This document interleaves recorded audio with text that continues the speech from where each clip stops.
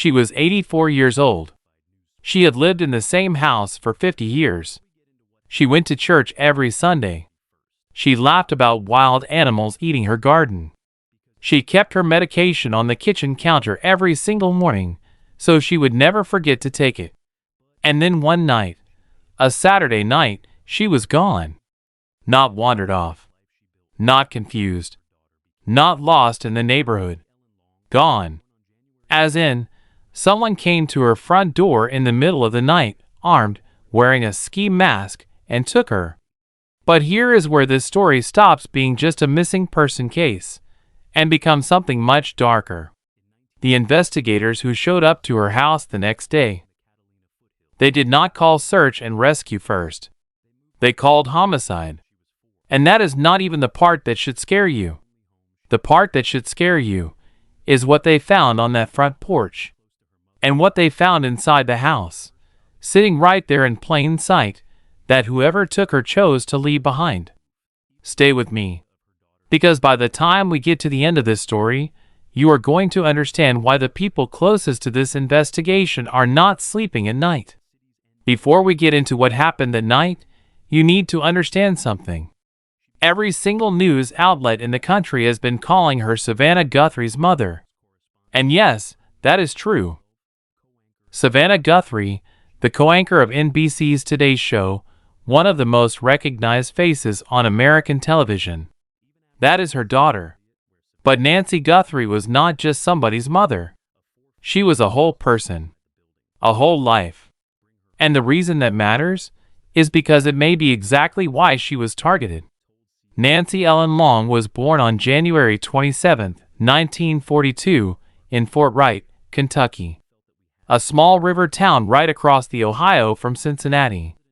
In the early 1970s, she and her husband Charles packed up and moved out to Arizona. And the moment they saw the desert, they fell in love with it. In 1975, they bought a single-story brick home in the Catalina foothills, just north of Tucson.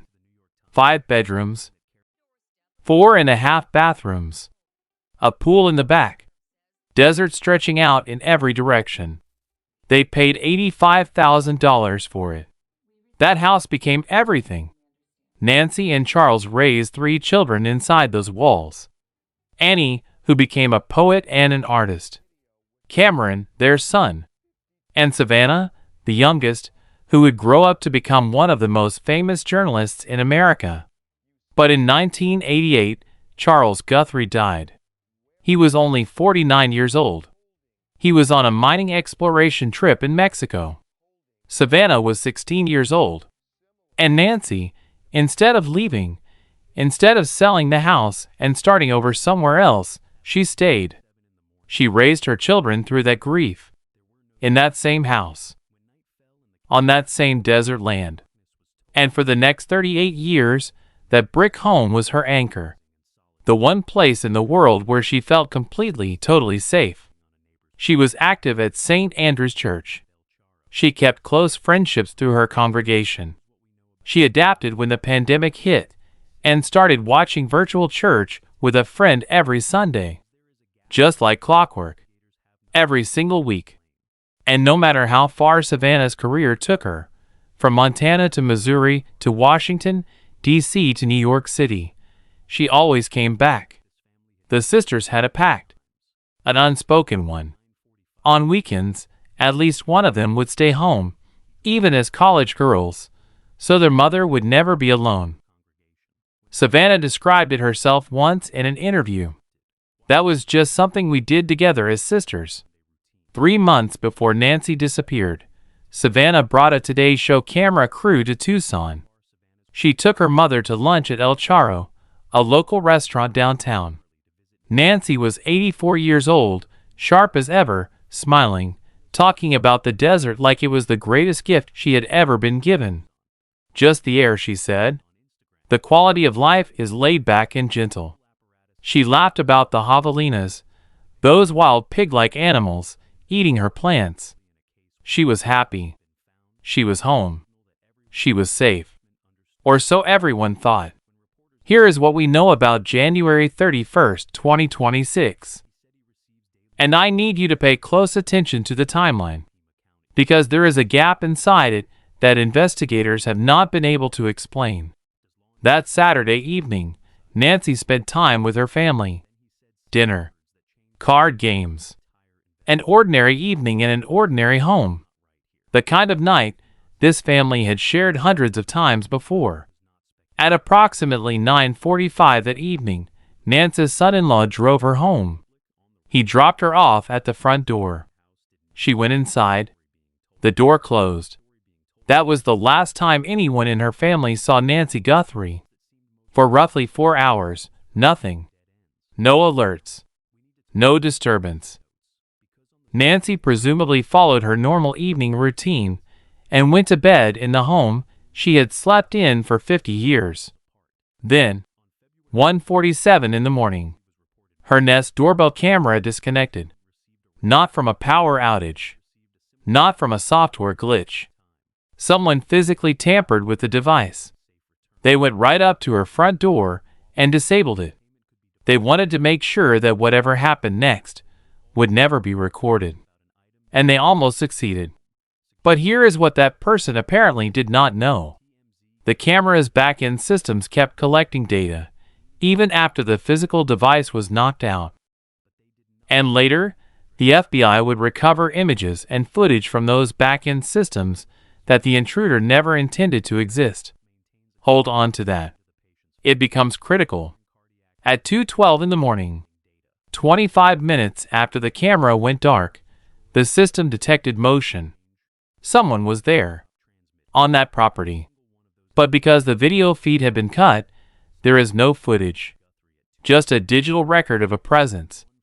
Something the system registered, but could not show. Then at 2:28 in the morning, Nancy's pacemaker application disconnected from her phone. Now let me explain exactly why that matters.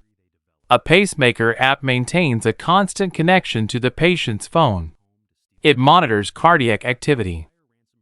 It transmits data. For that connection to break, either the phone was destroyed, or it was moved out of range, or the pacemaker itself stopped transmitting. Every single one of those explanations means the same thing. Something happened to Nancy Guthrie at 2:28 in the morning. And between 1:47 and 2:28, someone was inside or around her home for 41 minutes. Now I want you to hold that number, because 41 minutes tells you something. Law enforcement professionals will tell you that an experienced burglar is in and out in under 5 minutes. Entry, target, exit. 10 minutes means you are either inexperienced or you know exactly what you are looking for. 20 minutes, and the nature of the crime starts to shift. It stops being about property. 41 minutes is not a burglary. 41 minutes inside someone's home means you are not afraid of getting caught. It means you know the layout. You know where the cameras are. You know the schedule of the neighborhood. You know when the family is not going to check in. Or it means you simply do not care. Either way, when Sheriff Chris Nanos of the Pima County Sheriff's Department saw that timeline, he made a decision that shocked everyone watching. He called homicide investigators. Not search and rescue. Not the missing persons unit. Homicide. When reporters pushed him on that decision, his answer was careful, but unmistakable. There is something that is not right here. 6 words. A sitting sheriff. On the record. Sheriffs do not say that in public unless they mean every single syllable. When deputies arrived at Nancy's home on the afternoon of February 1st, they found what the family had already discovered. Nancy was gone. But the things she would never leave without were still there. Her phone was in the house. Her wallet was in the house. And her daily medication was sitting on the kitchen counter. I need you to stop here, because this detail does not get the attention it deserves. Nancy Guthrie had a pacemaker. She had high blood pressure. She had heart conditions that required daily pharmaceutical management. Sheriff Nanos confirmed publicly, these were not optional. These were medications that kept her body stable. Missing a single day could trigger a serious medical episode. Missing multiple days could become life-threatening. The medication was on the counter, in plain sight, right where she kept it every single morning. Whoever spent 41 minutes inside that home would have seen it. They left it. Now think about that, in the context of a kidnapping for ransom. If you take someone with the intention of holding them until their family pays, you need that person alive. A dead hostage cannot be exchanged for money.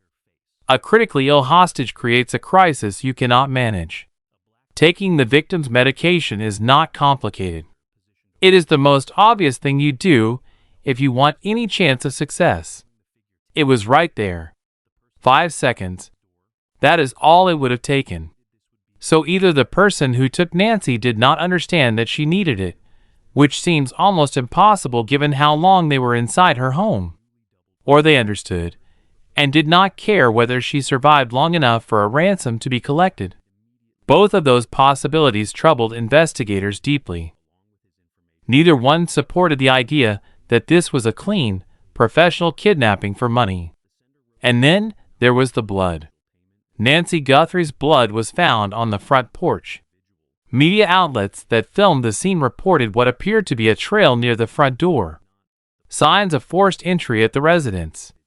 Officials declined to describe how much blood, but the forensic picture was clear enough for the sheriff to make the call he made. Doorbell camera, disabled. Personal belongings, untouched. Life-saving medication, abandoned. Blood on the porch. And Nancy Guthrie, gone. For 9 days, the public had nothing. Investigators were working. The family was pleading.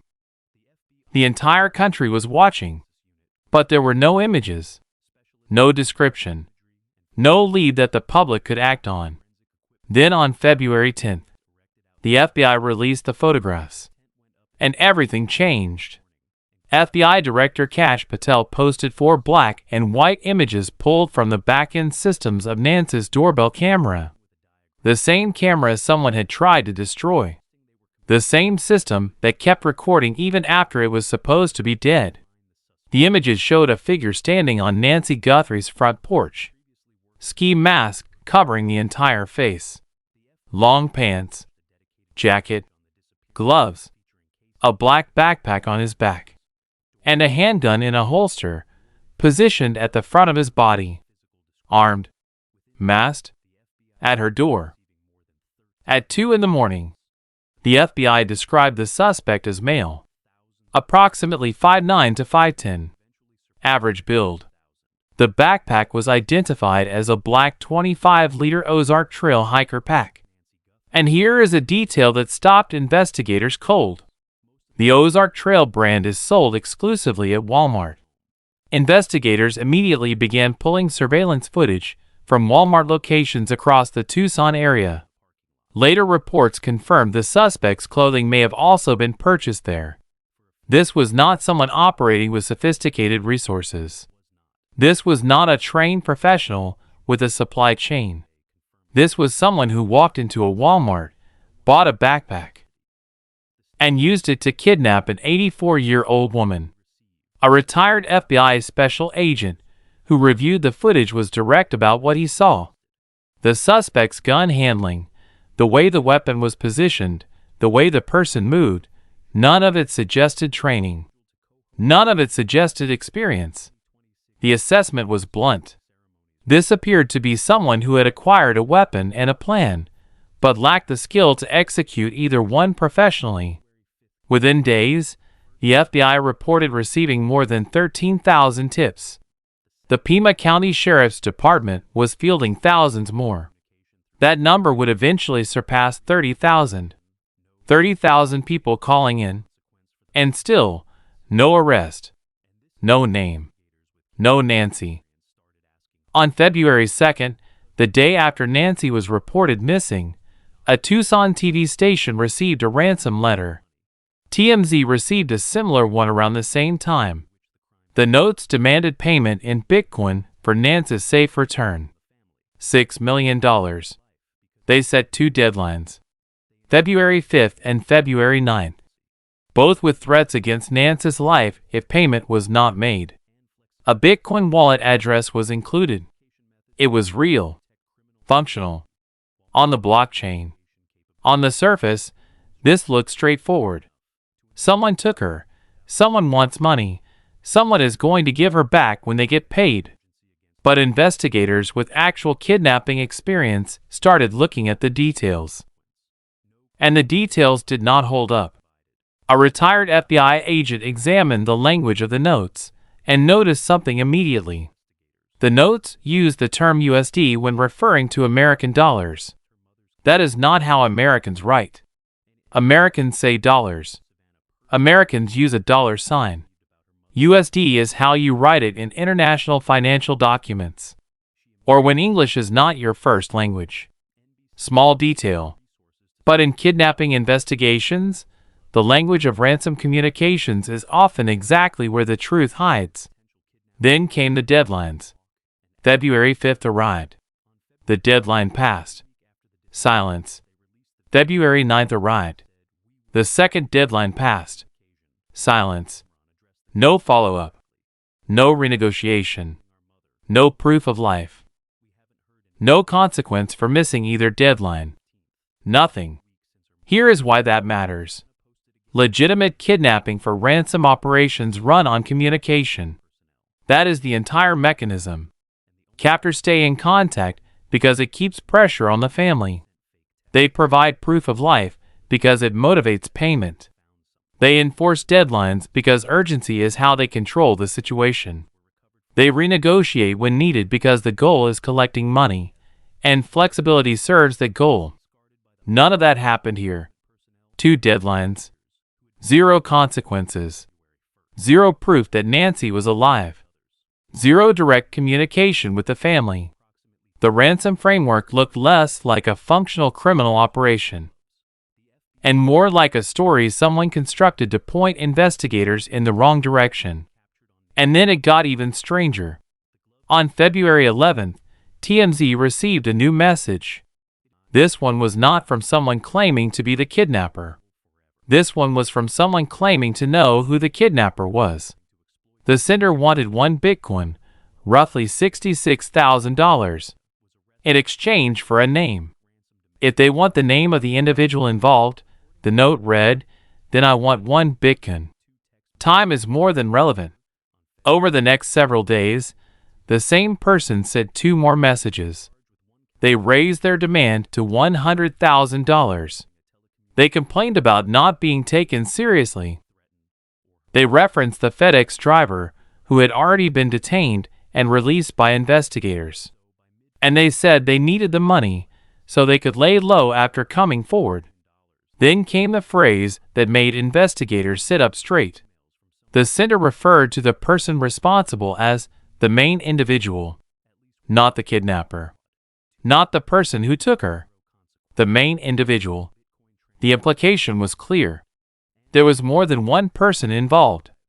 TMZ's own executive producer noted something else. The writing style across all 4 communications, the original ransom note, and the 3 follow-up emails, appeared to come from the same person. The FBI did not deposit any money. Whether they believed it was a fraud or were pursuing the sender through other means, that has not been made public. But here is what we know for certain. A California man named Derek Kelly, 42 years old, was arrested and charged with sending fake ransom demands to members of the Guthrie family. He had allegedly sent 2 text messages on February 4th, posing as Nancy's abductor and demanding money. 1 fraud confirmed. 2 deadlines missed. No proof of life. No direct contact. The ransom notes were supposed to explain what happened to Nancy Guthrie. Instead, they made everything more confusing. In the middle of all the dead ends, in the middle of all the noise, investigators found something. Over the course of the search, approximately 16 gloves were recovered from various locations around Nancy's home and the surrounding desert. Most of them were searchers' gloves, discarded by the hundreds of law enforcement personnel and volunteers who had been combing those desert hills since February 1st. But one glove was not like the others. It was found in a field near the side of a road, approximately 2 miles from Nancy Guthrie's home. It did not match the searchers' gloves. The FBI stated that it appeared to visually match the gloves worn by the masked individual captured on Nancy's doorbell camera footage. And that glove contained DNA. The profile was from an unknown male. Investigators sent the glove to a private laboratory in Florida on Thursday, February 13th. It arrived the next day. Preliminary results came back that Saturday, and investigators were waiting on quality control confirmation before entering the unknown male profile into the national DNA database known as CODIS. CODIS contains more than 19 million offender profiles. It has assisted in more than 758,000 investigations. It is one of the most powerful crime-solving tools in existence. Familial DNA searches through this same system were a critical part of identifying the suspect in the Idaho College murders. If that profile matches anyone in the database, investigators would have a name. The location of the glove also mattered. 2 miles from Nancy's home, on the side of a road. That suggests a possible route of travel taken by the suspect after leaving the property. If the glove was dropped while fleeing, it tells investigators the direction they went, how they may have gotten out, where to focus the search next. Sheriff Nanos also revealed that investigators had already taken cheek swabs from multiple individuals questioned during the investigation, meaning they had DNA to compare against before the national database even came back with results. Separately, a signal sniffer was mounted on a helicopter, actively scanning the area for signals from Nancy's pacemaker as the aircraft flew over the desert. A former FBI agent explained that pacemakers emit very short-range alerts, meaning the helicopter would need to fly extremely close to wherever Nancy might be in order to detect anything. It is a desperate measure, but it reflects a team that is willing to try everything. As of right now, the DNA results have not been publicly announced. That result could change the entire direction of this case, or it could be another dead end. But that glove, in that field, 2 miles from an empty house, is the most promising piece of physical evidence in this entire investigation. I want to lay out the questions this case is raising. Not theories. Not speculation. Questions that come directly from the evidence that investigators have made public. Who spent 41 minutes inside Nancy Guthrie's home, and why? That amount of time suggests either deep familiarity with the property or a complete disregard for being caught. Neither one is consistent with a stranger targeting a house they have never been inside before. How did the intruder know how to disable the doorbell camera? They tampered with the physical device. They knew where it was. They knew it needed to be shut down. That kind of knowledge comes from somewhere. Previous visits as a service worker, a contractor, a neighbor, someone who had been in that house before, or from surveillance conducted over time.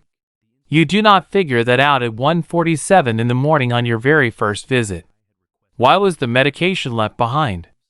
If the goal was ransom, keeping the victim alive is the entire point. The medication was right there.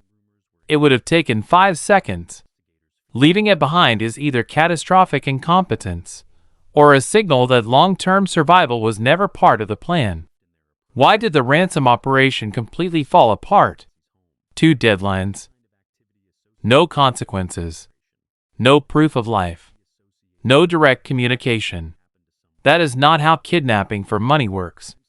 That is not even close to how it works.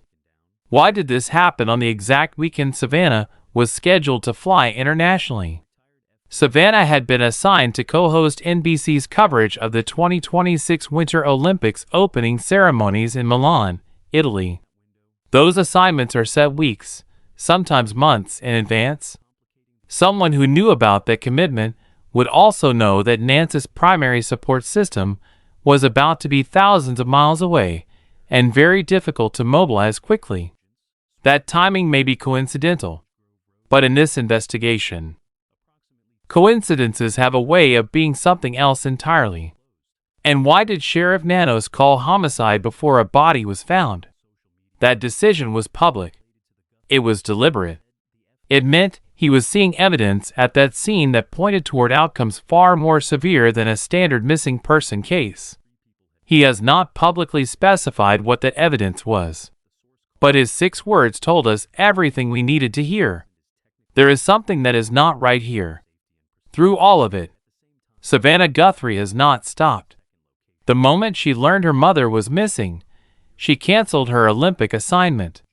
She got on a plane. She flew to Tucson and has been there ever since.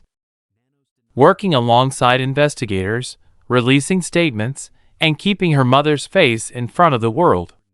An NBC producer who knows her personally described the phone call Savannah received about her mother's disappearance as the worst phone call of her life. On February 4th, Savannah stood in front of a camera alongside her sister Annie and her brother Cameron.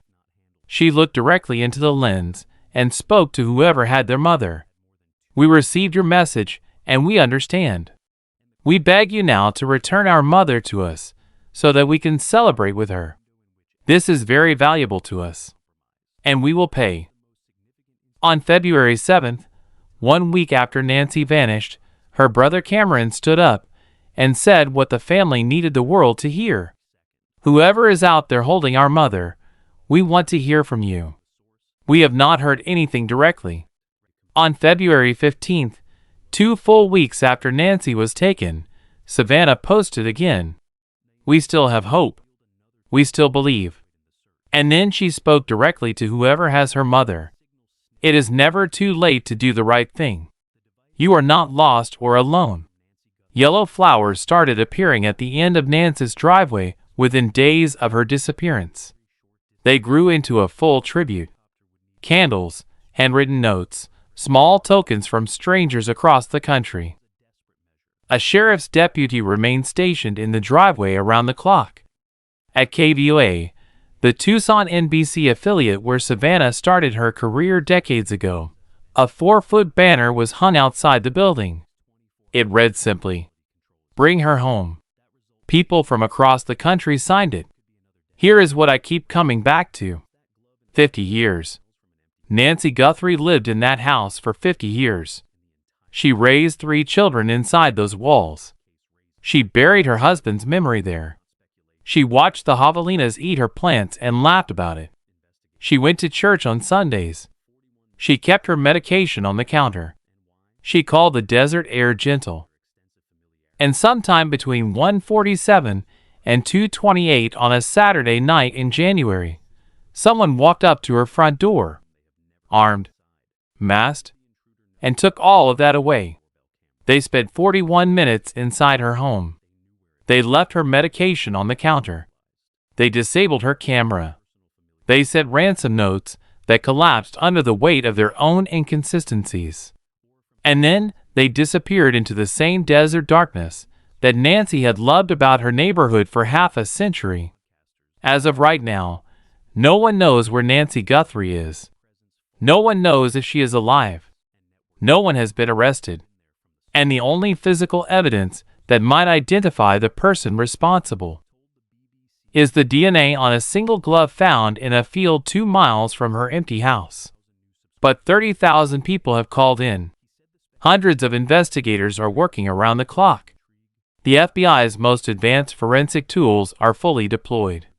And a family that already survived the worst kind of loss is refusing to give up on the woman who held them together through all of it. If someone out there knows what happened to Nancy Guthrie, someone knows who walked up to that porch, someone knows where she is right now, the FBI tip line is 1-800-CALL-FBI. The Pima County Sheriff's Department can be reached at 520-351-4900. There is a $100,000 reward for information leading to Nancy's recovery or the arrest of anyone involved. Nancy Guthrie is 84 years old. She has a pacemaker. She needs her medication every single day. Her family wants her home. And this story is not over.